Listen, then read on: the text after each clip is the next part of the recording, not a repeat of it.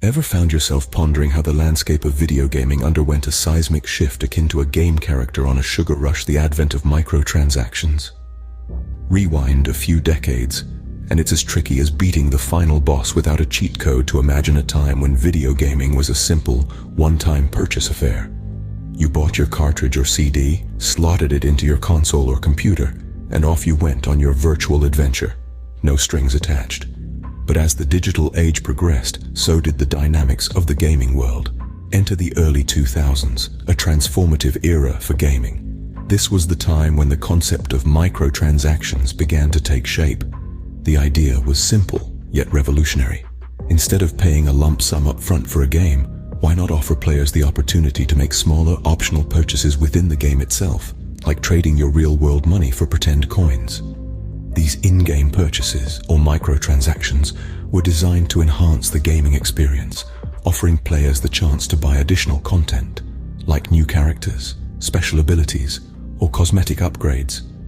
From a business perspective, microtransactions made sense. They provided a steady stream of revenue for game developers and publishers, especially for free-to-play games where the initial download was free, and the profits came solely from these in-game purchases. For players, microtransactions promised a more customized, immersive, and engaging gaming experience. It was a win-win situation, or so it seemed, just like being able to respawn after getting defeated by a low-level enemy. The gaming community was intrigued. The idea of being able to augment their gaming experience at their own pace, to personalize their characters, to unlock new levels, was appealing. And for those who didn't want to participate in these microtransactions, they could simply carry on gaming as usual, right? But as the saying goes, there's no such thing as a free lunch, or in this case, a free extra life. The of microtransactions was not without its pitfalls, like accidentally hitting the purchase button and buying a bag full of digital gems. It was a double-edged sword that would go on to reshape the gaming industry in ways no one had anticipated. And thus, the era of microtransactions in video gaming began, promising a revolution in the gaming experience. Little did anyone know, this was just the tip of the gaming, or should we say, the first level of a very long, unexpected game. From a mere concept to a predominant feature, how did microtransactions rise to such prominence in the gaming world? While microtransactions began as a novel idea, they quickly gained traction, becoming a central aspect of the gaming industry. It was a gradual process, a shift that occurred over years, but one that left an indelible mark on the landscape of video games. Initially, developers introduced microtransactions as a means to generate additional revenue. In the early days, these were primarily cosmetic additions, extra outfits for characters, new paint jobs for cars, and other aesthetic enhancements. These didn't affect gameplay, and players could choose to ignore them without any repercussions. But as the potential for profit became apparent, developers started incorporating microtransactions more aggressively. The allure of easy money was too strong to resist. Soon, game developers began to design games around these transactions, making them integral to the gaming experience. The model shifted from optional extras to necessary purchases. What was once a sideline revenue stream became a primary focus. This change was not without controversy. The transformation from cosmetic items to pay-to-win strategies sparked a heated debate.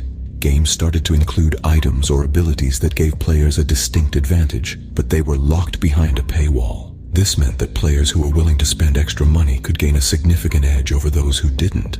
It was no longer just about skill, but also about how much you were willing to spend. The gaming community reacted with mixed feelings. Some saw it as an evolution of the industry, while others viewed it as a departure from the spirit of fair play. But regardless of the controversy, the trend continued to grow. So, the once optional feature became an unavoidable aspect of video gaming, paving the way for the pay-to-win era. The rise of microtransactions has been meteoric, and their impact has been profound. Whether this is a positive or negative development is a debate that continues to rage on. But one thing is certain, microtransactions are here to stay. Scene script. How did this rise of microtransactions affect the gamers, the end users? With the advent of microtransactions, the gaming landscape underwent a seismic shift. The focus of games slowly started drifting away from skill and strategy. towards purchasing power. It was no longer just about how adept you were with a joystick, or how many hours you had sunk into perfecting your avatar's abilities. It was also about how much real money you were willing to spend to get ahead. In the past, a game was a one-time purchase. You'd buy it, and then everything within the game was available to you. With the rise of microtransactions, however, that changed. Now, gamers found themselves having to pay not just for the game itself, but also for additional content within the game. These could be anything from new characters and weapons, to levels, abilities, and even cosmetic items like outfits and skins.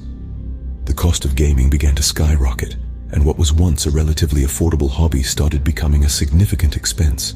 The impact of this shift was felt most keenly by the gamers themselves. Many found themselves priced out of games they loved, unable to keep up with the escalating costs of staying competitive. For others, the introduction of microtransactions brought a sense of frustration. The joy of earning a reward through skill was replaced by the disappointment of seeing it available for purchase. The thrill of victory was tarnished by the knowledge that it could be bought rather than earned. Moreover, it created an imbalance in the gaming community. Those with deeper pockets could gain an unfair advantage over those who couldn't afford to spend as much. Games became less about skill and more about spending. Microtransactions also led to an increase in grinding, the act of performing repetitive tasks to earn in-game currency. This made games less fun and more like work, as players had to grind for hours to earn what others could simply buy. The gaming arena, once a field of skill and strategy, started transforming into a marketplace. The rise of microtransactions did not go unnoticed, and it certainly did not go without backlash. Microtransactions, despite their initial appeal, quickly became a thorn in the side of the gaming community. As they began to infiltrate more and more games, players started to notice the toll they were taking. Gamers were no longer simply able to enjoy their favorite titles. They were increasingly forced to shell out extra cash just to keep up with the competition, or even to experience the full content of the games they've already bought. The backlash was swift and severe. Forums, social media, and gaming sites lit up with complaints and calls for change. Gamers united in their condemnation of these tactics, arguing that they were more akin to gambling than gaming. They pointed out that microtransactions often preyed on the vulnerable, particularly young and impressionable players who might not fully understand the implications of their in-game purchases. But it wasn't just the players who were concerned. Regulatory bodies also began to take note. Investigations were launched in several countries, including Belgium and the Netherlands.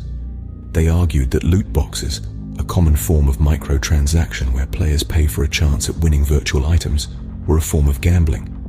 This led to lawsuits, and in some cases, game publishers were forced to remove or alter these features. Even as these battles were being fought, new controversies arose. In 2021, a class action lawsuit was filed against Apple, alleging that they were profiting from and promoting gambling through games with microtransactions in their App Store. And who can forget the infamous Star Wars Battlefront II debacle in 2017, where the game's heavy reliance on microtransactions led to such a strong backlash that it temporarily removed the feature altogether. But despite these controversies, the microtransaction model persists, evolving and finding new ways to entice players to part with their hard-earned money. As we stand today, the controversy surrounding microtransactions continues, with gamers and authorities alike questioning their impact on the gaming industry. What does the future hold for microtransactions in video games? We stand at the crossroads of an evolving gaming industry, where the future of microtransactions is as unpredictable as the next big game release. On one hand, we could see more regulation coming into play. Governments worldwide are already scrutinizing the addictive nature of loot boxes and pay-to-win models. With the public outcry becoming louder, we could foresee laws that limit or even ban certain microtransaction practices. On the flip side, microtransactions could continue their dominance. After all, they've proven to be a lucrative revenue stream for game developers. With advancements in technology, we might even see more innovative and immersive ways of incorporating these transactions into games. But there's also a chance that we could see a decline in microtransactions. As players become more discerning, they might veer away from games that heavily rely on these practices. Only time will tell if microtransactions will continue to rule the gaming world or become a relic of the past.